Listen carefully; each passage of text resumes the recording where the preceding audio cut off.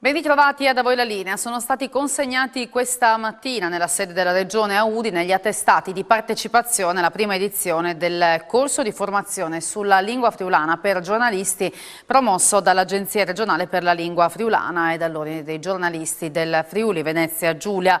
Grande soddisfazione da parte degli organizzatori sostenuti in questa iniziativa dalla Giunta e dal Consiglio regionale. Presidente, vuoi la consegna dagli attestati, dal corso sulla lingua friulana per giornalisti? Un bel risultato, un risultato importante. Assolutamente sì, un risultato veramente importante che va avvio di un impegno proprio anche dalla Regione, perché riguarda la formazione professionale, sia dai giornalisti, ma poi invio di anche da tanti altri settori. E che è una soddisfazione proprio perché vi ho detto un grande impegno dalla stampa sul Furlan, vuol dire anche che si vota con una certa richiesta di banda della popolazione, ma anche dall'Università di Udine, dalla Regione stessa, ma anche di enti privati, che vuol dire che si arriva proprio da piena attuazione al piano di politica linguistica che vi improntate anche in realtà di poco. Insomma, un percorso virtuoso che spero che potete là in davanti, che a te di sempre più sostegno, ma insomma, vi in buone basi e spero insomma di dare a queste basi l'adeguata copertura. Una bella risposta dai giornalisti, ma anche da bande dal territorio.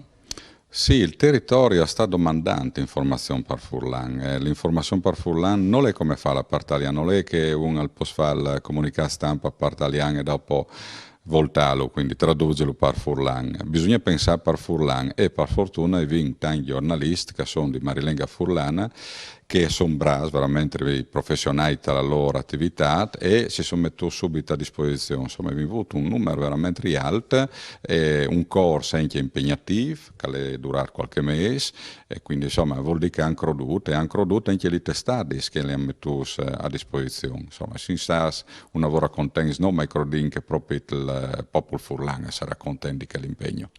Questa è stata la prima edizione del corso, e dopo? Sì, varie anche altre edizioni, vi ho detto che il Presidente dell'Ordine dei giornalisti de Gano ha dato la sua disponibilità là in davanti, ma una delle robe che vi ho detto ecco, che è stata renduta disponibile è la possibilità proprio per i giornalisti di frequentare i corsi qui, proprio da orari anche lì che normalmente sono impegnati dalle loro testate giornalistiche. Sì che vi ho detto che proprio è anche un crodi di banda dai gruppi che sostengono l'editoria Furlana, che sia di un'editoria televisiva o che sia di anche un'editoria cartacea. Quindi vi ho detto insomma che alle grandi interesse iscuglin da risposta. Presidente, scopriamo insomma che adesso non si parla più di lingue minoritarie, è necessario fare un passetto in là per il bene del friulano? Sì, non sono più lingue minoritarie, sono lingue. Nella nostra regione si parlano 4 lingue che hanno la stessa dignità e lo stesso valore, anzi direi di più, sono i capisaldi, sono le colonne su cui poggia la nostra specialità e quindi aver oggi certificato una ventina di giornalisti col corso in friulano vuol dire mettere benzina, armi, strumenti per la difesa e la promozione di questa lingua che deve diventare non la lingua solo della famiglia ma deve diventare la lingua della società e della comunità. E quindi questo piccolo esercito combatterà a fianco a noi per il rilancio del friulano, per far grande il Friuli.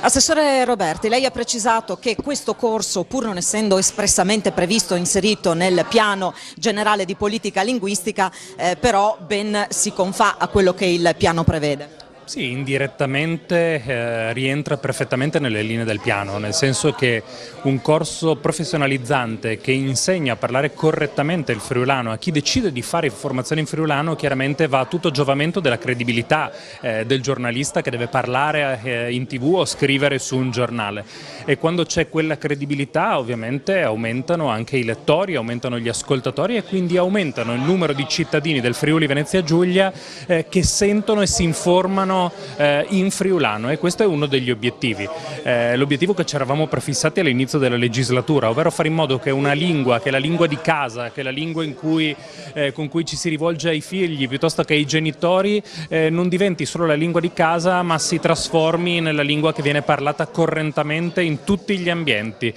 quando accendi la TV, quando ti rechi al posto di lavoro e anche quando apri un giornale e ti leggi le notizie del giorno prima. Insomma, quasi una sorta di invito ad un cambio di passo da lingua minoritaria a lingua universale. Ma anche il presidente Zanin prima lo diceva, non esistono le lingue minoritarie. Questo vale in particolar modo in Friuli Venezia Giulia. Parliamo di una lingua minoritaria che in realtà viene parlata da più della metà della popolazione del Friuli Venezia Giulia, ed è una nostra ricchezza che dobbiamo tutelare con ogni mezzo, sia perché lo dobbiamo a quei tanti cittadini che parlano il friulano e che hanno origini friulane, sia perché da quello deriva anche la nostra specialità e quindi va tutelata ad ogni costo. Presidente, l'ho ricordato lei, la lingua friulana tutelata dallo Stato, tutelata anche da una legge regionale, quindi dalla Regione. Ordine dei giornalisti quindi subito al fianco dell'Arlef e della Regione per sostenere questo corso? Assolutamente, abbiamo pensato proprio di fronte alle tutele dello Stato e della Regione che anche l'Ordine dei giornalisti, che è un ente pubblico, dovesse fare la sua parte, quindi abbiamo aderito immediatamente all'invito dell'Arlef e quindi una collaborazione in tal senso, perché i colleghi, ci sono molte testate nella nostra regione che appunto editano in lingua friulana totalmente o parzialmente delle emittenti radiofoniche, ci sono programmi radiofonici e televisivi e quindi è giusto mettere i colleghi nelle condizioni di parlare e scrivere in maniera corretta la marilenga. È fondamentale, se una lingua deve essere utilizzata e vissuta pienamente in un territorio, che entri a pieno titolo anche nel mondo dell'informazione. Assolutamente, è quello che prevede esplicitamente anche la legge regionale, la 29 del 2007, oltretutto allora siedevo in Consiglio regionale e ho contribuito per la mia parte alla definizione di quella norma che era molto attesa ed è stata molto importante proprio anche per realizzare iniziative come questa.